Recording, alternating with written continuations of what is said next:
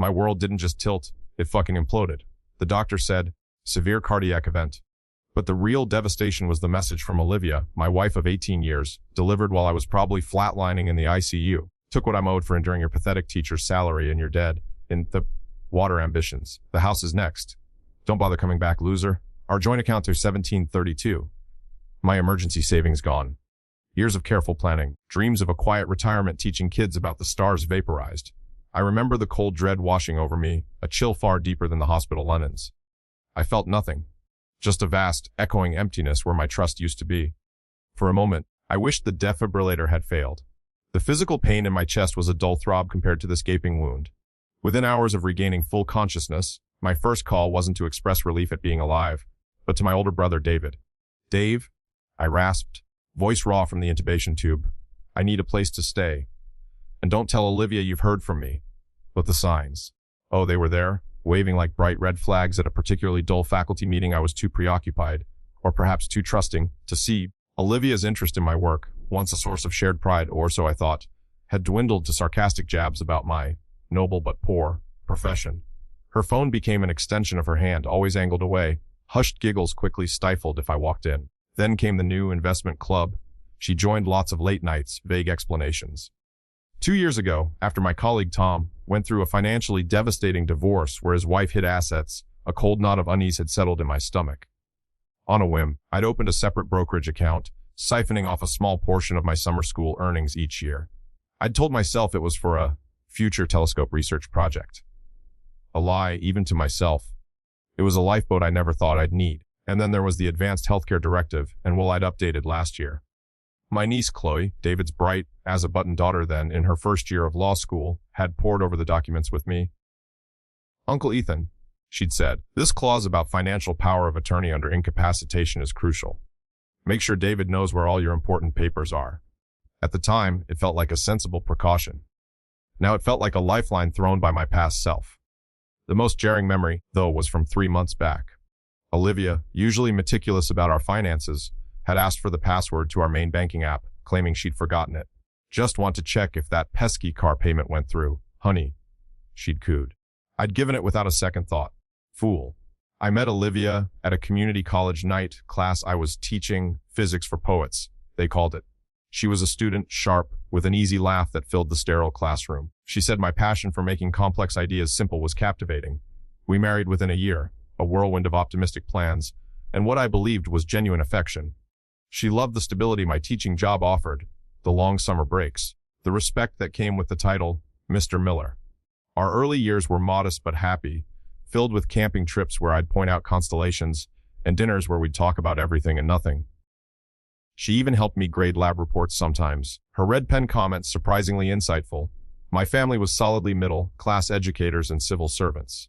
Hers, entrepreneurs, always chasing the next big deal, a bit more materialistic. Olivia had an associate's degree in business, but hadn't pursued a career with vigor after we married, preferring, she said, to manage the home front. It seemed fine. My salary was enough for our quiet, suburban life in our small, mortgaged house. We gardened on weekends. I fixed leaky faucets.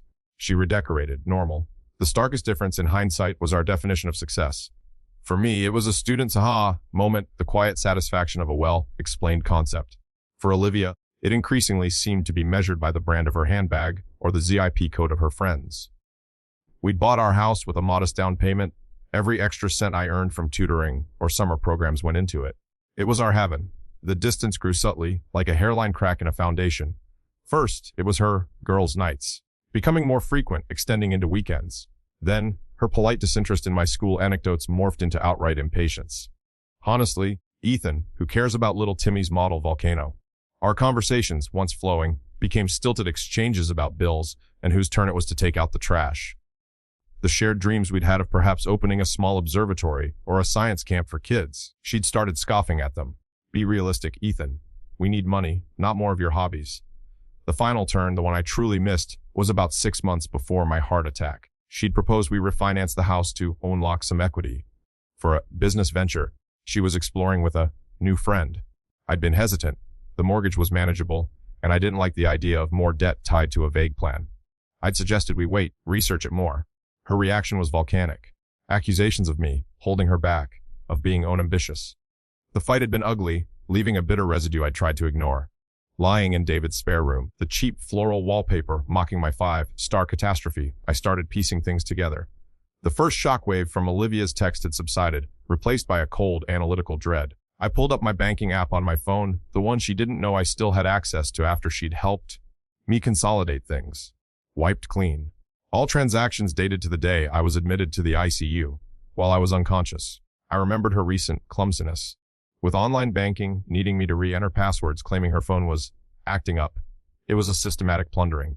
David, bless his gruff, practical heart, just listened, made me tea, and then handed me an old laptop. See what you can dig up, little brother. Can't hurt. A casual comment from a neighbor via text a week earlier suddenly resonated. Saw Olivia out with Mark Brewer from next door at the Choff House last night. Ethan, thought you guys were saving up for that new roof. Mark Brewer. Divorced, ran a struggling landscaping business, always a little too slick. I dismissed it. Olivia had said they were discussing a community garden project. My stomach churned. I also found, tucked away in my old briefcase, a statement for a credit card I thought we'd closed. Small, regular charges at expensive boutiques, restaurants I'd never been to, all signed by O. Miller. And then, Chloe called. She'd done some preliminary, discreet digging. Uncle Ethan, her voice was hesitant, Olivia and Mark Brewer. They're co-admins on a neighborhood watch, Facebook group, but most of their public posts are, well, they look like a couple on vacation. Tagged in photos together at wineries, weekend trips. Each piece of information was another nail in the coffin of my marriage. David was a rock. He never judged, never said, I told you so, though God knows he might have had reason to given his own marital history. He just provided a safe space, endless cups of coffee, and quiet company. She's scum, Ethan.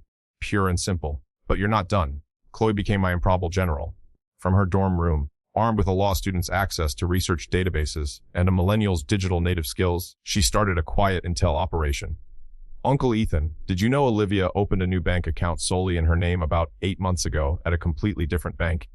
And Mark Brewer set up an LLC about the same time? Brewer Landscapes Premium Services? Sounds legit, right? The way she said, legit, dripped with sarcasm. She also found out Olivia had recently changed her mailing address for several utilities to a P.O. box. Small things, but together they painted a picture of calculated flight. Want the bank statements?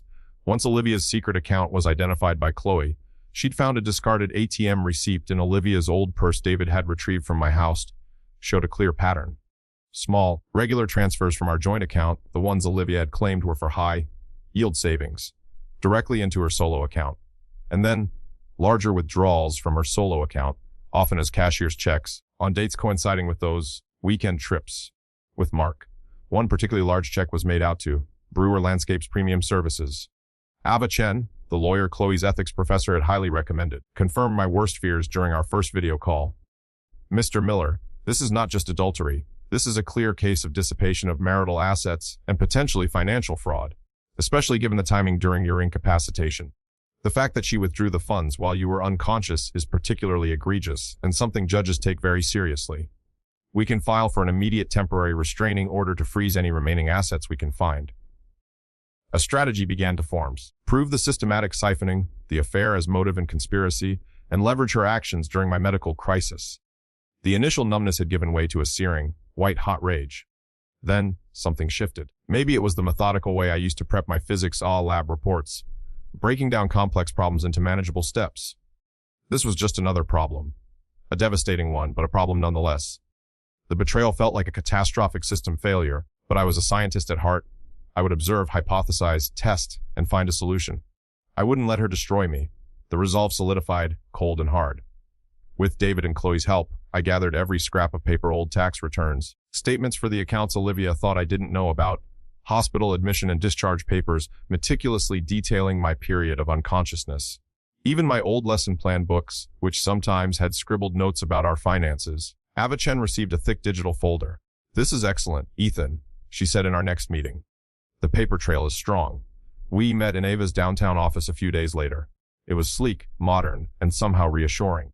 Ava was petite but radiated competence. Okay, Ethan, she began, spreading out a flowchart-like diagram on her conference table. Our primary leverage is the financial misconduct during your incapacitation. South Dakota is an equitable distribution state, but equitable doesn't always mean 50-50, especially with behavior like this. We'll argue that her actions constitute financial desertion and exploitation. The affair with Brewer and the funds diverted to him or his company strengthen our case for recovering as much as possible.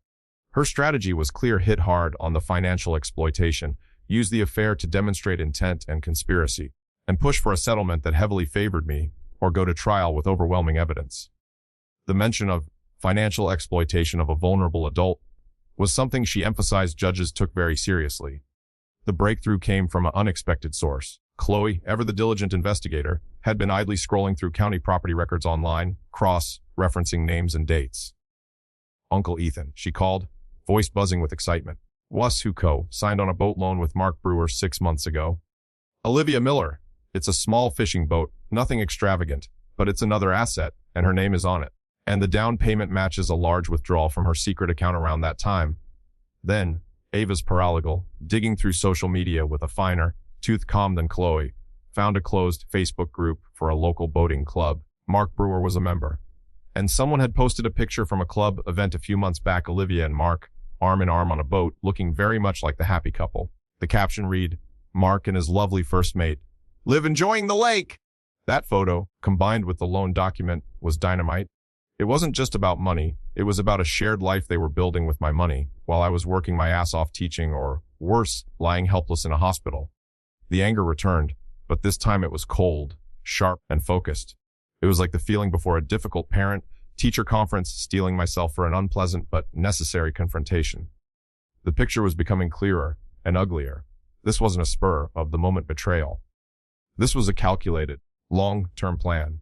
The secret account, the siphon funds, the affair, the boat, Brewers LLC, it was a meticulously constructed escape route designed to leave me with nothing.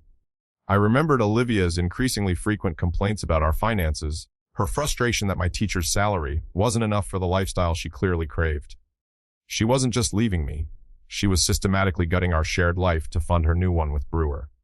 The sheer audacity of it, the cold-blooded planning, left me breathless. There was a new urgency now. They were probably getting ready to liquidate everything and disappear. Ava moved swiftly.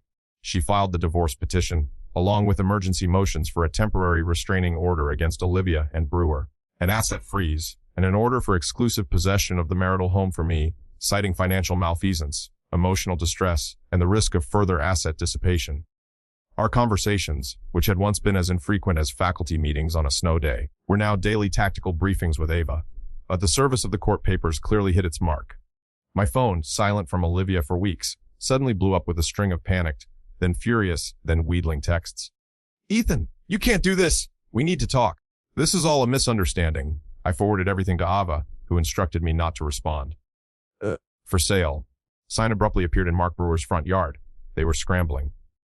The emergency hearing was scheduled before Judge Alistair Finch, a no-nonsense jurist known for his short temper with financial shenanigans in divorce cases. Walking into the courtroom felt surreal. Olivia was there, looking pale and drawn despite her expensive suit, next to a slick, aggressive-looking lawyer. I sat with Ava, my heart hammering, but my expression, I hoped, was calm. This was it. My standardized testing moment with my future on the line.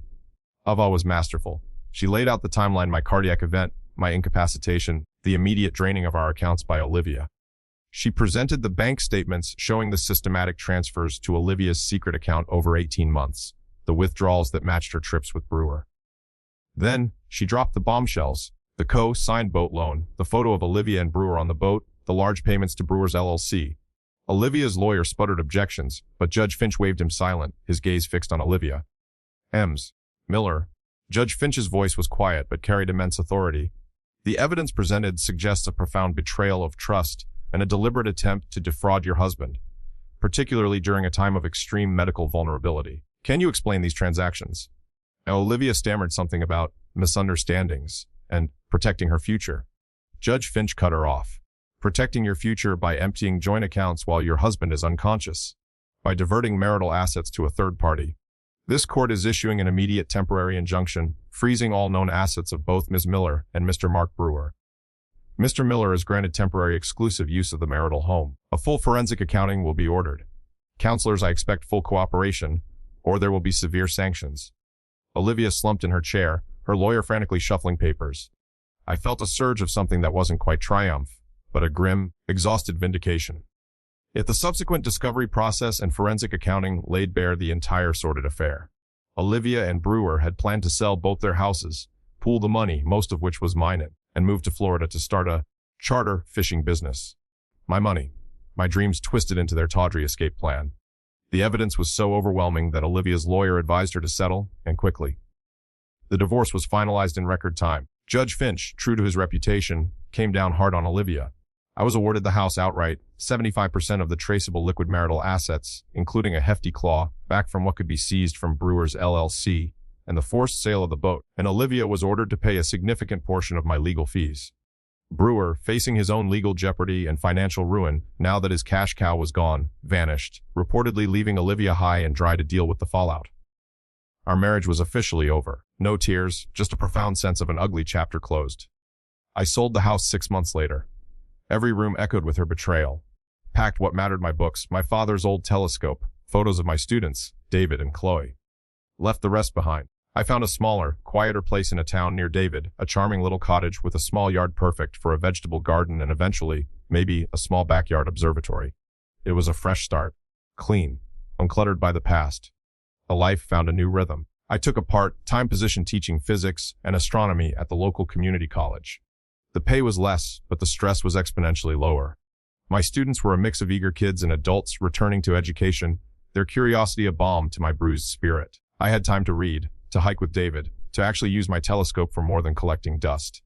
And the disability insurance policy for my teachers' union, the one I'd paid into for decades and almost forgotten.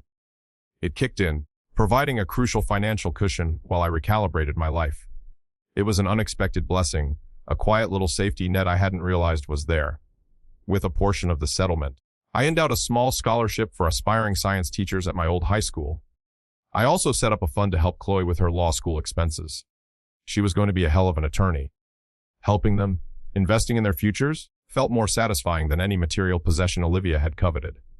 It was a way of reclaiming my own values, of finding meaning beyond the wreckage. There are days, rare now, when a shadow of the old bitterness tries to creep in. But then I look up at the night sky, at the predictable, orderly dance of the planets and stars' celestial mechanics in its grandest form, and a sense of peace settles over me. It's a vast universe, full of chaos, yes, but also incredible beauty and resilience. I heard through the grapevine that Olivia was working retail, struggling to make ends meet. Mark Brewer was reportedly last seen tending bar in a dingy Florida dive. I felt nothing. Their choices, their consequences. My old life, my pathetic career, as she called it, taught me that every action has an equal and opposite reaction. Some lessons are learned in the classroom, others in the harsh reality of life. The heart attack almost took my life. The betrayal almost broke my spirit. But I'm still here. Changed, certainly. Stronger, definitely. And I've learned that sometimes the universe has a funny way of forcing you into a hard reset, clearing the debris so you can build something better, something true. The life I rebuilt is quieter, simpler, and infinitely more valuable than the one I lost.